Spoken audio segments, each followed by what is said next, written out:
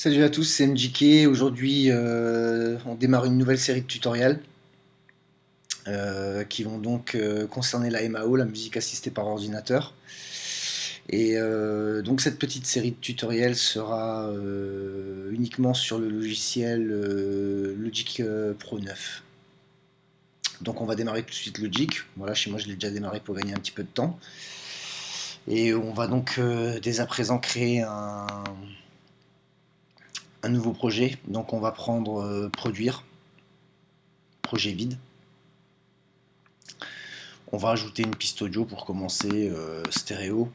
Donc dans ce tutoriel, je vais vous expliquer un peu, on va dire les bases de Logic, expliquer un peu les fonctions principales, quelques fonctions secondaires, ainsi que quelques fonctions cachées que personne n'utilise, comme par exemple l'environnement. Donc je tiens à rappeler pour commencer que Logic Pro 9 est donc un séquenceur virtuel, donc un logiciel qui permet de créer de la musique grâce à des synthétiseurs, des samples, ce genre de choses. Tout simplement qui sert à faire de la musique électronique. Donc on va démarrer cette première séquence sur Logic avec la création d'une piste. Donc quand vous créez un nouveau logiciel, quand vous créez un nouveau fichier, donc je vais recommencer. Donc vous cliquez sur, vous démarrez Logic, vous cliquez sur fichier, nouveau. En général, moi je prends toujours produire parce que ça ouvrira le maximum d'options et de possibilités. Et je prends un projet vide tout simplement pour démarrer sur un fichier vierge. Donc on se retrouve maintenant donc dans Logic. La première chose en général qu'il vous demande, c'est de créer une piste pour pouvoir commencer à travailler dans le séquenceur. Donc le séquenceur est donc la partie que l'on voit ici. Si vous appuyez sur X, je vous expliquerai aussi quelques petits raccourcis. Si on appuie sur X, donc normalement, alors attendez, il faut d'abord que je crée bien sûr, pardon, il faut que je crée la piste. Donc ici vous créez vos pistes. Donc là le format stéréo sur un mono, moi je prends toujours stéréo en général. L'entrée, vous choisissez de mettre une entrée ou pas d'entrée, ça dépend si vous voulez enregistrer un son extérieur ou pas. La sortie, vous mettez output, hein, tout simplement, la sortie générale. Et vous pouvez activer le monitoring d'entrée, l'enregistrement si vous voulez, mais c'est pas nécessaire, ou ouvrir la bibliothèque aussi. Après, vous pouvez créer le nombre de pistes ici. Vous pouvez prendre donc une piste audio, une piste instrument logiciel, donc qui permettra de faire tourner des plugins. À savoir que les plugins sur Logic sont des audio init, donc des AU. En général, sur Live Ableton, vous allez avoir des VST ou ce genre de choses. Et donc ensuite, vous avez des pistes MIDI externes qui vous permettront de faire rentrer uniquement du MIDI si vous voulez jouer une piste MIDI mais pas sur un synthé, ou alors pour faire jouer du MIDI par un clavier mais sur autre chose, ce genre de choses. Tout simplement pour faire rentrer du MIDI de l'extérieur. Donc on va créer une piste audio. Voilà. Et donc la petite astuce que je vais tout de suite vous donner, c'est que quand vous voulez charger un sample, donc je vais charger un sample dans ma banque, voilà. Par exemple, je sais pas moi, si on veut prendre, on va prendre un drum tout simplement, on va prendre un kick par exemple. On va prendre, je sais pas, un kick MPC au pif. Hein. Bon, ça j'aime pas trop.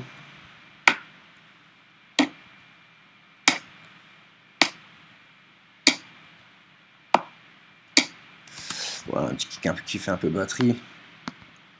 Donc quand vous voulez rentrer un sample dans le séquenceur, ce que je vous conseille, c'est de le glisser directement. Et vous verrez qu'en général, il va vous créer une piste. Et l'avantage, c'est qu'il créera automatiquement la piste au format audio correspondant à votre échantillon. À savoir, là par exemple, pour un drum qui est en mono, il vous créera une piste mono. Voilà, donc c'était juste une petite astuce rapide. Donc on revient à la présentation de Logic Pro 9. Donc vous pouvez constater sur la gauche par exemple, ici on a une espèce de petit volet avec deux pistes. Vous avez l'output ici, donc qui est le master général, et à côté c'est la piste que vous sélectionnez en règle générale qui va s'afficher, et on appelle ça l'inspecteur. Le raccourci en général pour l'afficher c'est le I, donc voilà, si j'appuie sur I, il disparaît. Et je vous avais parlé d'un précédent raccourci au début de mon tutoriel, c'est la touche X. Donc quand vous appuyez sur la touche X, vous allez automatiquement avoir la console qui va apparaître. Bien évidemment, on est sur un fichier vide, on commence à peine, donc il n'y a pas de piste, vous avez juste la piste audio qui a été créée. L'output, qui est donc la sortie du mix. Et ensuite le master, qui est donc le master après l'output du mix. Voilà. Après vous avez différents volets, comme ici l'échantillon qui vous permettra de travailler sur les échantillons Wave. Ici vous avez le clavier donc qui va vous permettre d'éditer vos fichiers que vous aurez enregistrés en MIDI ou injectés. Les partitions, bien pratiques pour les pratiquants du solfège. Personnellement, moi je pratique pas le solfège, hein, j'ai pas de formation musicale, j'ai appris un peu sur le tas comme on dit. Et après vous avez l'hypereditor. L'hypereditor vous permettra d'éditer tout ce qui est le MIDI en fait. Quand vous allez jouer par exemple avec un clavier, vous allez avoir une certaine vélocité sur chaque note. Ça vous permettra d'éditer la vélocité des notes, ce qui est assez pratique quand on veut faire un travail assez précis sur l'expression mélodique. Voilà, donc on va revenir à la partie séquenceur.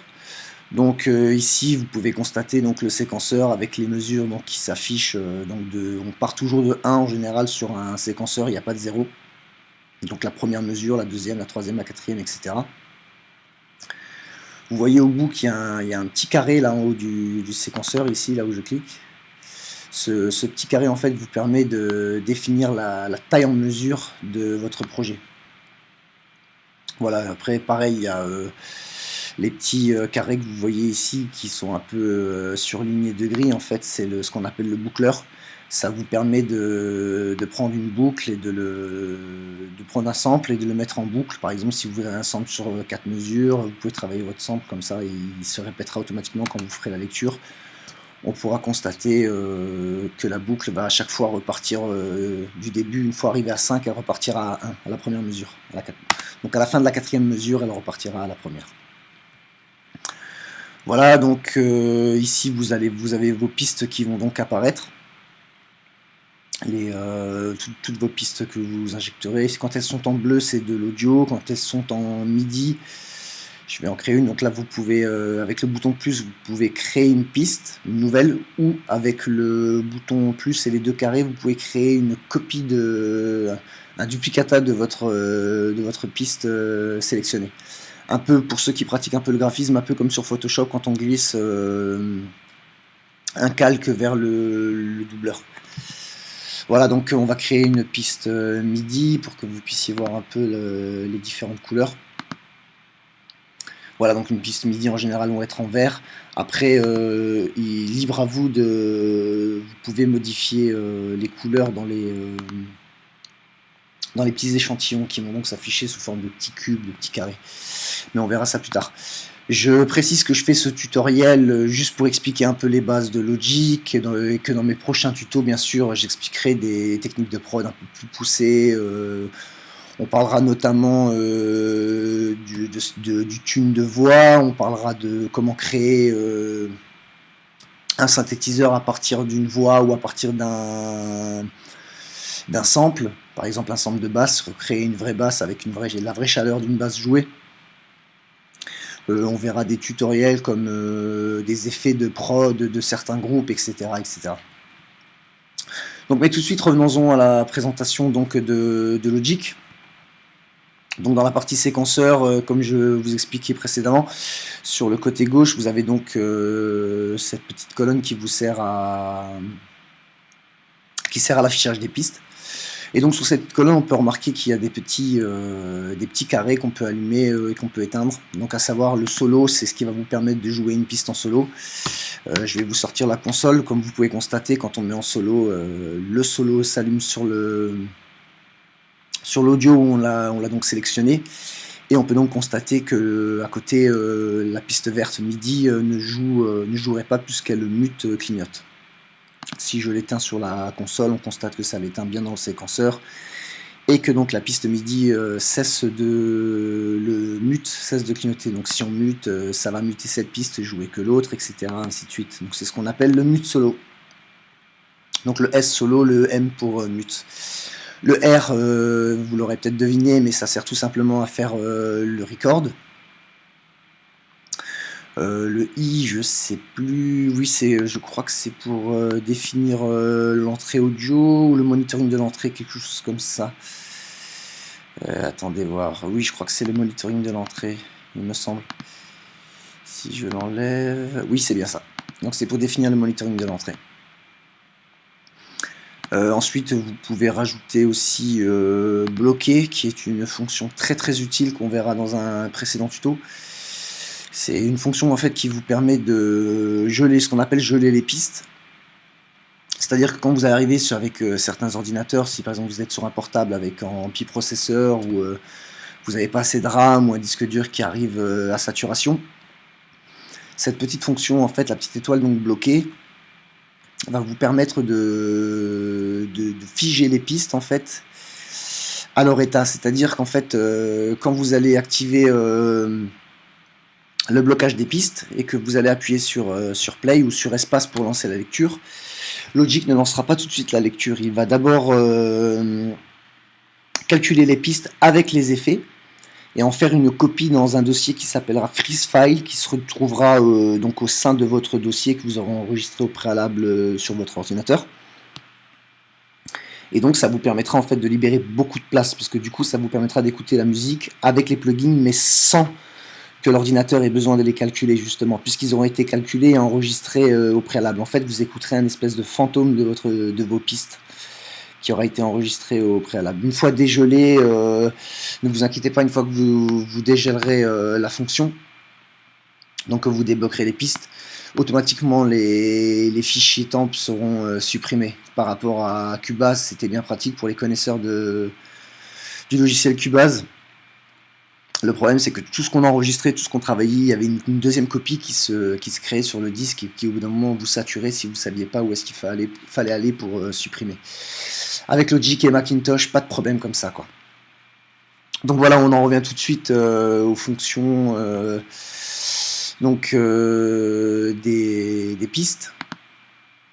Après, vous avez protection. Alors, je vous dirais honnêtement, c'est une fonction que j'ai jamais utilisée, que je sais pas s'il y en a qui l'utilisent, mais elle est bien pratique. C'est-à-dire qu'une fois que vous avez fait votre séquençage, vos automations, etc., vous pouvez bloquer tout simplement la piste, ce qui évite des fâcheuses manipulations, tout simplement. Voilà donc ce qui est pour ce qui est de protection et bloqué ou frisé. Donc enregistrement activé, c'est le R, mute solo, ça je vous l'ai expliqué. Réinitialiser les pistes, donc ça c'est pour réinitialiser. Click et port, je vous avouerai que je l'utilise pas vraiment, donc je sais pas trop. Table de mix, je pense que c'est pour plus ou moins excusez-moi. Réassigner les entrées et les sorties, je pense, je suis pas sûr, mais c'est pareil, c'est une fonction que j'utilise pas trop. Je vous avouerai que dans ce côté-là, j'y vais. Dossier, oui, ça c'est un truc qui peut être intéressant. Ça vous permet de créer un dossier pour pouvoir glisser les pistes et faire des copies ou les exporter ailleurs, par exemple. Ce qui peut être intéressant, mais après, je vous avouerai que, hormis la fonction, les fonctions principales qui sont activées nativement dans Logic, et la fonction bloquée, je vous avouerai que j'en ai personnellement pas utilisé beaucoup sur mes 7 dernières années, sachant que j'utilise Logic depuis, oui, à peu près maintenant 7-8 ans. Voilà donc pour la présentation des fonctions propres aux pistes. Maintenant, je vais vous expliquer un petit peu donc tout simplement la barre de contrôle en bas. Donc là, c'est tout simple, hein, c'est la barre stop, le bouton play, le bouton pause, le bouton d'enregistrement, avancer, reculer, c'est bien pratique, ça vous permet d'avancer d'une mesure par exemple. Ensuite en bas vous avez les marqueurs, tout simplement, ça vous permet de voir où est-ce que vous en êtes dans la zik, donc le temps, les mesures. Ça c'est le boucleur, donc là on a actuellement le boucleur bouclé de la mesure, de la première mesure. Premier temps, premier quart de temps, premier 16e de temps je pense, jusqu'à la 5e mesure, etc. Donc on peut remarquer que si on éteint avec la touche C, vous pouvez couper le bouclage. On remarque que le bouclage s'allume ici en vert. Voilà, on peut l'éteindre aussi avec la souris, sinon c'est la fonction C. Voilà, donc sinon, bon après il y a quelques autres fonctions ici, comme le métronome que vous pouvez activer ici en bleu. Si vous faites clic droit, vous pouvez régler votre métronome, donc par exemple régler la tonalité ici, le volume, la sortie si vous voulez l'isoler. Vous pouvez même lui mettre une vélocité, le faire jouer dans la note que vous voulez, etc. etc. Après spécialement c'est pas des choses qui sont indispensables. Donc voilà, ici donc vous avez le... Comment vous expliquer? Alors attendez, je vais juste charger un sample wave. Voilà. Donc je vais juste le ramener au début. Donc en fait la petite fonction que je voulais vous montrer, donc ça déjà ici vous pouvez remarquer qu'on peut élargir la zone de travail qui nous permet de voir l'ondulation du wave, à savoir ici un kick tout simplement. Et donc quand on clique sur ce petit bouton qui est ici là, normalement voilà, on élargit d'un seul coup le waveform, la forme du fichier wave, ce qui permet de pouvoir travailler plus précisément, pouvoir détecter notamment les silences, ce genre de choses.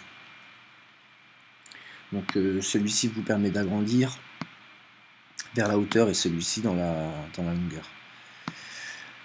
Donc voilà plus ou moins les fonctions qui sont intégrées sur l'écran que nous avons devant les yeux. Je parle des fonctions de base bien sûr. Après bon ça, le magnétisme vous le laissez sur intelligence, c'est pour les fonctions quand vous coupez, quand vous collez, ce genre de choses. Glissement, superposition, vous laissez aussi, ça permet de jouer tous les samples dans leur intégralité, c'est-à-dire que si vous l'enlevez, quand vous allez superposer vos samples, par exemple, si je prends ce sample et que j'en colle un deuxième ici, voilà, attendez, voilà, je vais le coller au grid, le sample sera joué quand même, le sample qui est derrière en fait. Voilà, donc sinon bon après pour les raccourcis d'édition c'est un peu les mêmes que tous les logiciels, à savoir commande C, commande V c'est copier-coller, commande A c'est tout sélectionner, commande quitte pour quitter, etc. etc. Donc on va revenir en haut de l'écran à droite. Donc ici vous pouvez voir deux petits panneaux déroulants, un peu à la manière Photoshop, qui vous permettent de sélectionner un outil principal et un outil secondaire en fait. Donc à savoir l'outil pointeur pour sélectionner, déplacer, outil crayon pour écrire, outil gomme pour gommer, etc. Ciseaux pour couper.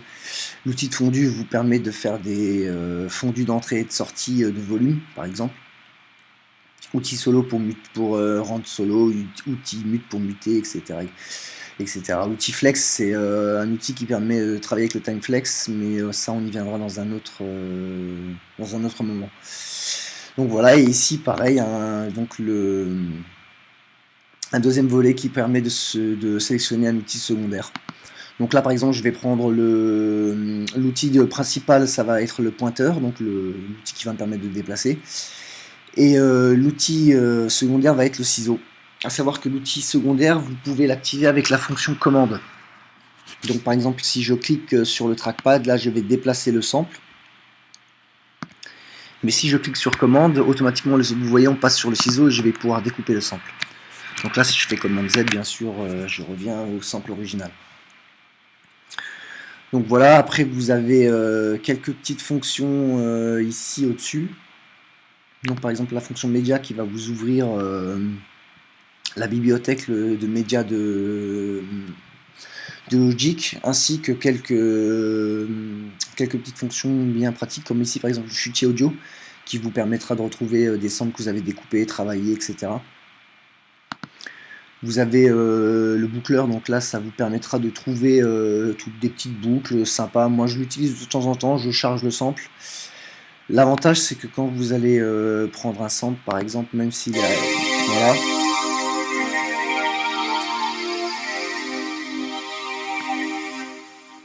Je vais baisser un peu le son.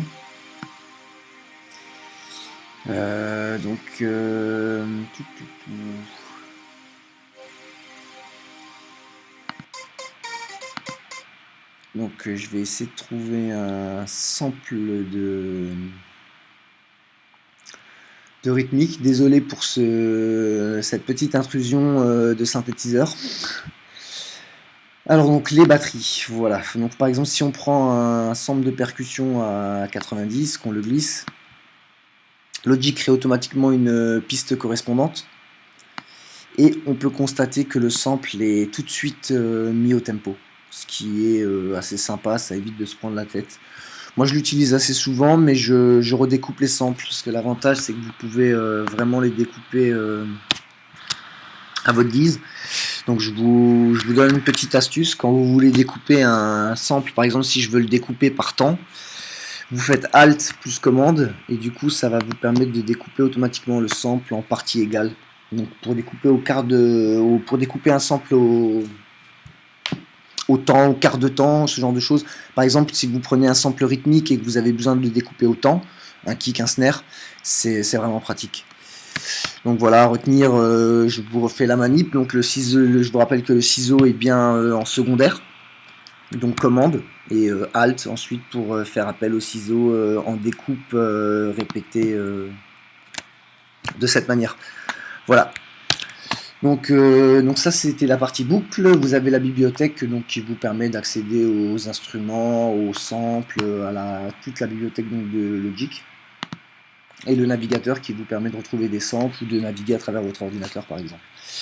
Pour quitter le chutier, je crois que moi j'utilise B. Ça ouvre le boucleur et en même temps ça le recache, donc c'est parfait. Voilà. Donc maintenant, je vais vous expliquer un peu les fonctions qui se trouvent juste au-dessus du séquenceur. Donc à savoir par exemple fusionner. Donc la fonction, je vais juste supprimer, donc avec del, vous pouvez supprimer les pistes. Donc la fonction fusionner est une fonction bien pratique qui vous permet par exemple de créer un nouvel échantillon à partir d'autres échantillons. Donc par exemple, attendez, je vais essayer de... Hop, si vous appuyez sur Alt, vous pouvez dupliquer automatiquement tout de suite votre échantillon. Comme sur tout autre logiciel. Par exemple, si je sélectionne ces deux échantillons, donc les deux kicks, et que je veux les fusionner, je clique sur fusionner. Donc il me demande si je veux créer un nouveau fichier audio, je mets donc créer. Et automatiquement on constate donc que mes deux fichiers audio ne sont devenus plus qu'un seul. C'est pratique si vous voulez, par exemple quand vous travaillez un sample et que vous voulez lui définir une certaine taille, par exemple une taille d'une mesure, vous prenez une deuxième fois votre sample ou une troisième fois. Attendez juste 2 secondes, donc une deuxième fois, une troisième fois. Vous copiez par exemple, vous fusionnez. Voilà, créer. Ensuite, vous mettez vos marqueurs. Par exemple, moi je veux votre boucleur. Vous bouclez sur une mesure par exemple. Et les locators, voilà, pardon. Je cherchais le nom depuis tout à l'heure, c'était inscrit juste au-dessus de moi. Donc vous mettez vos locators, votre boucleur sur une mesure par exemple, et vous sélectionnez votre échantillon wave, et vous cliquez sur scinder au locator par exemple. Et donc là on peut constater qu'on obtient un nouveau fichier d'une mesure parfaite, qui sera beaucoup plus pratique à coller ensuite pour un séquençage. Qu'est-ce que je peux encore vous dire? Oui, une fonction bien pratique pour justement la duplication de samples. Quand vous avez un sample parfaitement coupé et que vous voulez le répéter par exemple sur une dizaine de mesures ou ce genre de choses, vous vous placez donc ici juste dans la partie noire, et si vous cliquez, vous tirez ensuite, vous constatez que vous pouvez créer des échantillons en fait temporaires, qui bien sûr, si vous mettez play, on les entendra, ils seront complètement lus quoi. Voilà. Et donc si une fois que vous avez fait votre séquençage temporaire, si vous voulez le valider, vous vous mettez au niveau du dernier échantillon temporaire, vous faites clic droit et convertir les boucles en copie réelle. Et donc là on peut constater que Logic a transformé les fichiers temporaires en fichiers définitifs. Voilà. Donc ensuite, la fonction fusionner, donc pour fusionner deux samples. Scinder à la tête de lecture, c'est une fonction qui va vous permettre de scinder. Donc la tête de lecture, hein, c'est le petit élément que je bouge actuellement. Et donc si on le place ici et qu'on fait scinder à la tête de lecture, en sélectionnant bien sûr l'échantillon à scinder, on pourra constater qu'on peut supprimer la deuxième partie. Scinder au locator, c'est une fonction que je vous ai expliqué donc juste avant. Il suffit de sélectionner les locators, de définir la partie à couper, vous sélectionnez le sample et vous scindez tout simplement au locator. Donc bien différencier scinder au locator, c'est avec les petits les locators, donc le boucleur en vert, donc la fonction C, le raccourci clavier. Et scinder à la tête de lecture, c'est donc avec la tête de lecture mobile. Voilà, donc ensuite insérer la sélection, c'est pour si vous avez fait une copie, pour l'insérer à la tête de lecture. Couper la sélection, c'est pour la couper. La répéter, c'est quand vous voulez tout simplement répéter la sélection que vous avez sélectionnée au locator. Tout simplement, si vous faites répéter la sélection, elle se répétera indéfiniment. Placer au locator, donc ça c'est pour placer au locator. Tout simplement, quand vous voulez placer votre échantillon, vous voulez le déplacer à un endroit précis. Vous le sélectionnez, normalement si on clique sur placer au locator, je crois, voilà, les locators se placent sur, placer les locators se placent sur la sélection, pardon. Et donc nous allons arriver aux fonctions un peu plus intéressantes. Donc ici vous avez la fonction zoom automatique qui vous permet d'agrandir la piste sur laquelle vous travaillez, comme on peut le constater. La fonction de réglage vous permet d'accéder à tous les réglages internes du projet, à savoir la synchronisation, le métronome, l'enregistrement, les accords, ce genre de choses.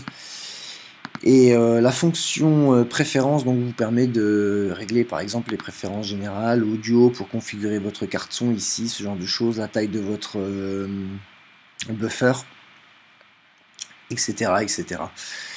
Le MIDI, tout ce genre de choses se passe dans le menu de préférence. L'inspecteur, donc je vous en ai déjà parlé, hein, c'est le raccourci I, donc qui permet d'avoir un accès rapide à la console, en fait juste sur la piste que vous êtes en train de travailler et en même temps sur l'output du mix, pardon. Donc ensuite les fonctions encore intéressantes, donc le petit carré bleu que vous voyez ici, c'est en fait coller la lecture au grid. Ça veut dire en fait que quand vous activez cette fonction, la tête de lecture va avancer et donc du coup les fichiers vont se suivre. Du coup vous verrez la lecture en temps réel. Ce ne sera pas figé. Alors que si vous le désactivez, quand vous mettrez play et que la tête de lecture par exemple va passer la 14e mesure, vous resterez à l'écran à l'affichage sur la première. Voilà, donc après on va arriver sur deux fonctions très intéressantes, à savoir l'automation pour commencer, donc ici. Le raccourci clavier, donc c'est le A comme automation. Et donc cette fonction, quand vous l'ouvrez, en fait, l'avantage c'est que c'est ici que vous allez pouvoir faire toutes les éditions de vos mix, à savoir par exemple vos volumes, votre panoramique, régler vos plugins, vos effets, tout ce que vous voudrez automationner, vous le ferez à partir d'ici, à partir donc de l'automation. Par exemple, le kick, si on a envie de faire par exemple une entrée avec le volume. Ici, vous sélectionnez, donc on voit bien que le volume est sélectionné. Tous les plugins que vous ajouterez, bien sûr, les fonctions se mettront au fur et à mesure dans le menu déroulant, pardon. Donc par exemple ici on a le panoramique, le volume, l'affichage désactivé, le maint, donc volume, pan, solo et mute. Donc par exemple on va sélectionner le volume. Donc si je clique maintenant une fois sur la barre de volume, on peut constater donc que le volume s'est allumé en jaune par rapport aux autres qui sont encore éteints en noir. Ça veut dire donc que votre tranche d'automation est activée. Donc on peut constater que le RAID s'est allumé en vert, et si on appuie sur X pour ouvrir la console, on constate ici aussi qu'il est allumé. Si vous recliquez sur le petit point, vous le désactivez, vous pouvez désactiver le RAID, il se remettra plus en route. Par contre, si vous l'activez ici, vous aurez beau le désactiver, il me semble que c'est... Non, oui, voilà, donc si vous le désactivez, ça désactivera l'automation, mais vous pourrez la conserver. Donc voilà, donc RAID. Si vous passez en touch, chaque fois que vous allez faire une modification, c'est pratique si vous avez par exemple des contrôleurs de type BCF, pour pouvoir faire vos mixages, comme on dit, à la console, quoi, au potard. Vous mettez sur touch et en fait tous les réglages que vous allez faire pendant l'enregistrement seront remplacés par ceux qui sont qui seront actuellement valables. Voilà. Donc on va laisser en RAID, et donc je vais vous montrer tout simplement avec toujours la fonction le pointeur. Si on clique ici, on va créer un deuxième point d'automation, un troisième, un quatrième. Et ensuite, vous pourrez éditer tout simplement vos volumes. Par exemple, là, on va faire un volume vers le bas. Et on constate immédiatement que le volume est moins fort. Comme si on va appuyer sur X, on pourra constater le mouvement du potard. Voilà. Donc pour ce qui est plus ou moins de la partie d'automation, une petite fonction bien intéressante que je vous donne tout de suite, c'est l'outil de sélection d'automation, qui donc va vous permettre de sélectionner un groupe d'automation et de soit de les copier, soit de les déplacer. Par exemple, là, si je les sélectionne, que je fais Alt, on constate que je peux copier l'exactitude de l'automation que j'ai créée avant, et même la déplacer. Donc voilà, c'est des fonctions qui sont bien pratiques. Donc ensuite, pour l'automation, je pense que on peut dire que vous aurez déjà des bonnes bases avec ça. On va passer maintenant à une autre fonction fort intéressante, et qui est apparue justement donc avec Logic 9. C'est la fonction flex. C'est une fonction que j'affectionne particulièrement, parce qu'elle permet de faire des choses qui sont vraiment très intéressantes, à savoir un travail complet sur le pitch, sur le tempophone, sur tout ce qui est la partie tempophone. Donc je m'explique, la partie quand vous prenez un sample et que vous le chargez, s'il est à 80 BPM et que vous voulez travailler à 120, il vous faudra le retravailler au tempophone, le remettre au tempo si vous préférez, l'accélérer. Et c'est donc avec cette fonction qu'on le fait avec le flex. Donc je vais vous faire vite fait une petite démonstration. Je vais chercher par exemple un sample, un looper rythmique. Donc je vais aller dans ma partie beat loop, voilà.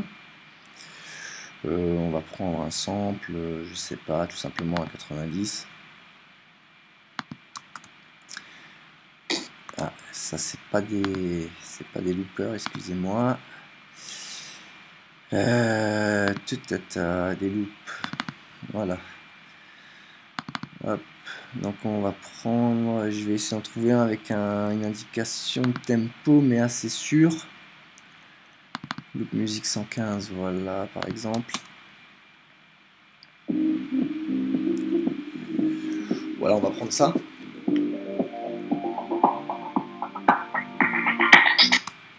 Voilà, donc on va charger le fichier, on va exprès le fichier, le charger à par exemple 80. 90 on va dire. Voilà, 90. Donc je vais charger le fichier maintenant, donc ça va créer une piste. Voilà, donc le fichier est à présent chargé. Et on peut donc constater que le fichier n'est pas du tout au grid dans les mesures, ce genre de choses. Si on écoute,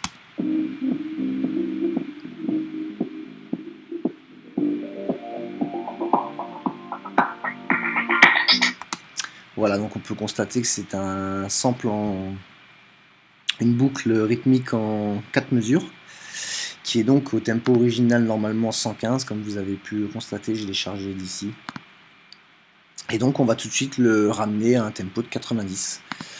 Donc vous allez donc sur la fonction flex, vous pouvez remarquer que quand vous appuyez sur la fonction flex qui se trouve ici, tout de suite on a le flex qui apparaît uniquement sur les pistes wave, puisqu'on ne peut pas flexer du MIDI. Donc on va cliquer sur la partie désactivée donc pour choisir notre choix de fonction de flex. Donc vous pouvez faire soit du découpage, du rythmique, monophonique, polyphonique, tempophone et vitesse. Donc moi là, à savoir que je vais prendre du polyphonique puisqu'il y a de la rythmique, il y a de la voix, il y a du clavier, de la basse, du filtre. Il y a une polyphonique, il y a plusieurs voix. On entend qu'il y a plusieurs instruments, plusieurs choses. Donc c'est ce qu'on appelle de la polyphonique. Donc je vais cliquer sur polyphonique. On constate tout de suite que le sample a été détecté, que des tas de petits marqueurs, des transients ont été instantanément détectés par Logic. Une fois que vous avez fait ceci,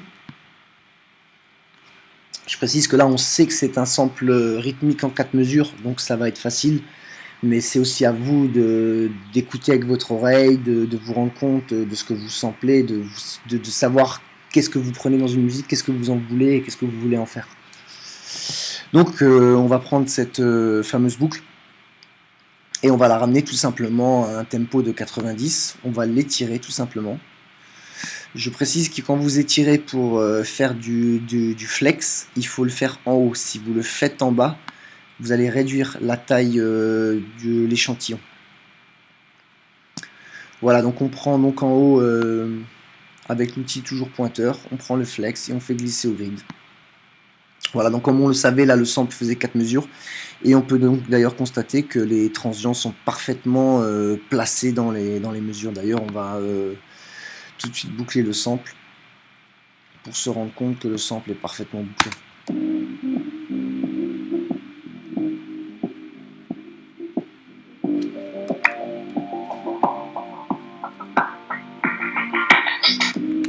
Voilà.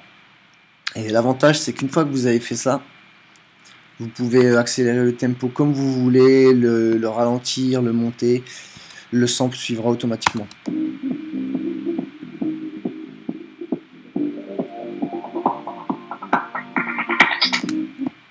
Voilà. Donc une petite fonction bien utile, le time flex. Donc voilà pour cette partie excusez-moi, cette partie séquenceur.